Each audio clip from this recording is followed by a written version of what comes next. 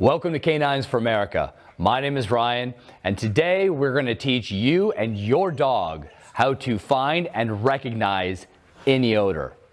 Let's get started.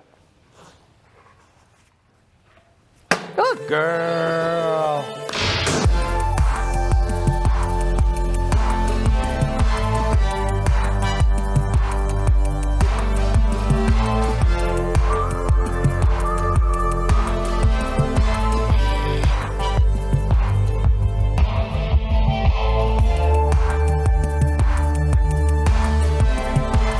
So now here we are. You've been working on your basic obedience, developing that language command, because that's what you're going to need to now to start getting into this really radical, cool, additional high-level training that we're going to start to do. What we are going to begin now is developing the dog has always been developing their olfactory, but now we're going to kind of start to show them how we want them to use that olfactory for us. So we're going to be setting up a bunch of games and gameplay that we're going to cognitively be able to develop the dog into how to use these games, into how to find the odor and recognize not only the odor but the correct odor. So what we're going to need in this exercise is to start this off, and this is great because you can do this at home. You know, if you get that Amazon delivery box, you know, kind of save it, because what we want to start to do is when we're developing a dog on how to use that olfactory, that superpower, that super sensor that they have, we need to start to teach the dog where to look with the nose, not just visually, because we don't want them to be visually looking, visually cheating. Now, depending if, right, when watching the 4 temper videos, depending on their temperament, it's inevitable. If you have a choleric dog is always going to want to use their eyes first before their nose. So there's going to be those obstacles that we have to kind of get through with a choleric canine and saying, hey, I know you want to use your eyes, but hey, we need to shift gears with you and always using your nose first in these certain games. So we have to teach the dog cognitively how to do that, because a choleric dog, again, wants to use their eyes first. But we will start to teach them in these games, I don't need you to, and I don't want you to use your eyes, I need you to use your nose. Sanguine, melancholic, phlegmatic, it doesn't matter what temperament your dog is, they will love to do these games that we're going to start to teach you. But with the box game, what we're using the box for is we want to get the dogs to start being comfortable in putting their nose and putting their head in a certain direction. The boxes are great for getting a dog to look kind of down and forward, or just completely straight down, but getting comfortable putting their head in a certain area. How are we going to do that today? Well, we're going to go to our great method, the most comfortable method, but also it's a method, right, that keeps our dog in that first gear. How do we do that? We're going to use our food, our beef stew meat. We love to use food and not any other treats because we're not going to dehydrate the animal. So the first drill we're going to set up, because if we really think about it at the end of the day, our dogs always use their nose. They're always using their nose for something. It could be amazing. It doesn't matter what kind of training your dog has had. If we're going on the general walk with our dog, how many times does our dog stop because they found an odor, they found another dog, might have, you know, gone to the bathroom in this one spot. Our dog is over there. Sometimes, right, you're going on those walks and your dog's going all over the place because their nose is picking up everything. So at the end of the day, I think sometimes us as humans, we try to complicate the situation or the training that we're trying to do is, you know, it's above what we really understand. I know we have great scientists out there that are really breaking it down and diving into how the dog nose works and the power of the dog's nose, but pretty much at the end of the day, it is just so bionic. I don't think we'll ever really fully comprehend how powerful that nose is. So all we're going to be doing as humans is we're going to be setting up these games and trying to open up that communication, that cognitive communication of what do we want, how do we want it, and when do we want it, and at what level. So now that so another big thing that we have to be cautious of, that we want to remember, obedience is key. Obedience is the biggest thing. If I don't have an obedient dog, it's very difficult to really get what we want out of them. So it doesn't matter, again, what temperament, what type of a dog you have. Any dog can do what we're about to do. Just now at what level? Just like an athlete. Any person can play the game of football. But at what level? So same thing with our dog. Any dog can be a bomb dog. Any dog can be a bed bug dog. Any dog can be a narcotic dog. But then again, at what level and what's the efficiency that we're looking for?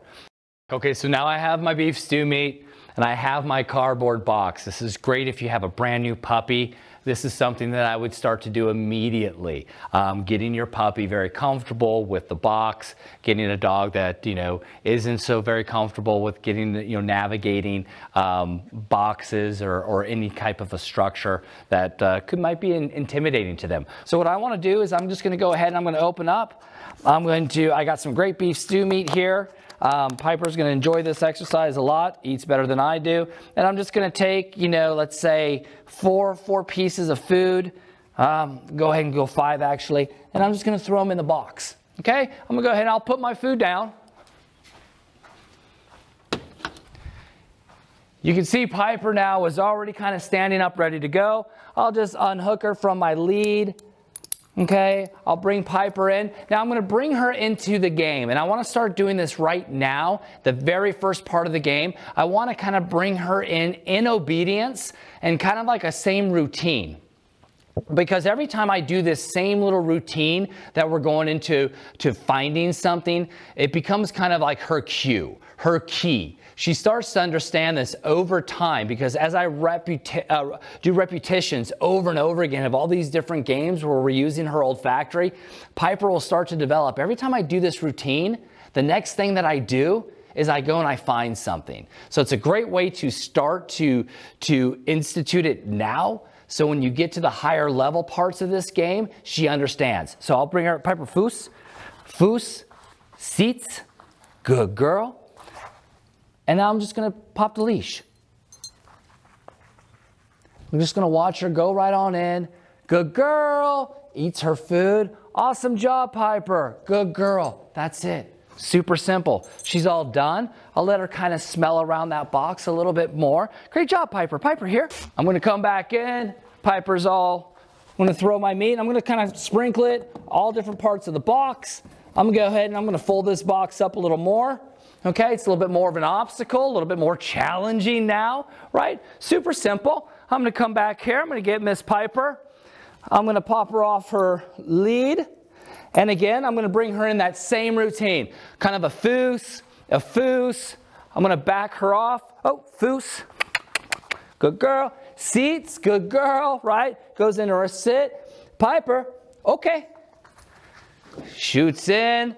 She's navigating a little bit, kind of getting a little lower. She's doing a great job. Wow, good girl. Good girl, Piper. Wow, way to go. Awesome. She backs up, right? A little startled. Uh-oh. Oh, did I get everything? Now I want to see. This is a great way. What's my dog going to do? She sees that it's closed up. Did she get all the food? It's kind of a challenge. Will she figure out cognitively? This is where I can kind of see how smart is she. She backs up a little bit. Will she try to open the flap? Will she try to turn the box over? Does she think she has all the food? Can she get her way in there? Now this is a challenge between Piper and the box. Me as a human, I'm just going to back off. I want to see what's going to go on here. And I'll take all the time in the world. I'm in no hurry. See what Piper does. She wants to sit down. She's looking at me. Am I going to help her out? Nope, not going to help you out, Piper. Let's see what you do. Let's see if you can figure it out. If you're hungry enough, let's see if you go and get your food. If you're not hungry enough, then I guess you won't. And we'll just start another rep with the box. She might whine on me. Let's see what she does, right? So it's a great way for you to kind of sit back and observe. A lot of what we do is it's just observing what the canine, what the organism is doing in a situation that we set them up for. Wow, she got in there. Does she figure it out? Good girl. As she sits, there's no more meat in there. I'm kind of peeking. Oh, there's a couple of pieces in the far back corner. There's one piece that's back there in the far back corner. Let's see, right? This is a great tool, a great challenge that we've set up for Piper. to see how she can get in there. She almost had it, but she's being a little timid. Oh, figured it out. Fantastic job by Piper. Again, as a human, do not intervene. Step back. Let the dog work the situation out, right? Piper's not going to learn anything if I come in and help her out. At the end of the day, me as a human, my job as a teacher is to set up the game, set up the challenge, and set up a challenge that's not overly challenging in the beginning, right? I want to go very nice and easy. I want to be methodical in my teaching. I want to go from step 1 to step 2. I don't want to go from step 2 to step 8. Slow is fast and fast is slow. I'll set up another one. Cut. Is that it? Yeah. There's one piece? Yeah, she got it. Well, oh, you can still be, there's 2 pieces in there. Are you recording? I'll just stay off and just record. There's 2 pieces. So this is what you want to see happen with her, right? I mean, you have me on audio recording still, right? So you can see how Piper, now she's going to dip her head in the box. This is awesome. Okay, but look, oh, the box moves on her, right? So the box is moving on her, and that banks her back off. Does she get more confidence, and does she do another run? Okay, frustration, she's going to move away, but she's going to come back. Closes the flap. Who's going to win, Piper or the box? Her head's deep, but look, it's a deep enough box. Oh, looks like she might have got a piece. She looks at me for confirmation. Olfactory, right? She's moving her nose. She walks off. Looks for her water. Does she go back? Let me see. Did she get all the pieces of meat? I'll just come back in and I'll kind of do a quick little view. She sure did. Piper got all the pieces. That's why she walked away at the end of the day. That was a great job. There were 2 pieces in the back corners, and so she navigated her challenge. Absolutely fantastic. So let's do one more. We've done 2 sets with her. That was a really cool challenge. Now she's starting to get tired. We want to stay probably don't want to go more than 15 minutes in this type of an exercise, and then I'll go ahead and I'll give her 45 minutes of rest before I pull her back out and do the box game again.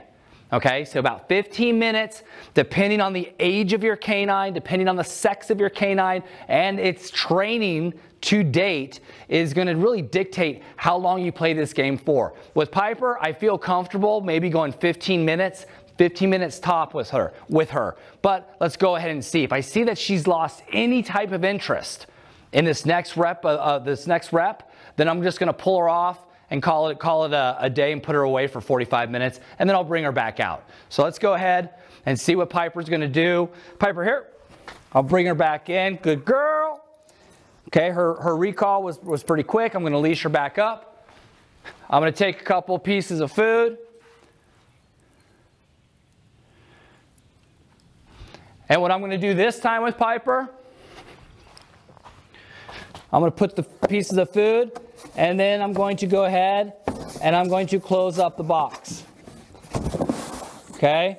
I'm going to kind of put one little dog tag in the box here, but not too hard. I want to see if Piper can open the box. She's looking at me right now, which is fine. I don't mind that, because I want to see cognitively, can she figure out that the human takes the human paw hits it, it opens up. Does she understand that concept? Can she almost, right? We talk about all the time, the imitative method. This is the imitative method. Human can knock it, human can look in. Will she try to duplicate the human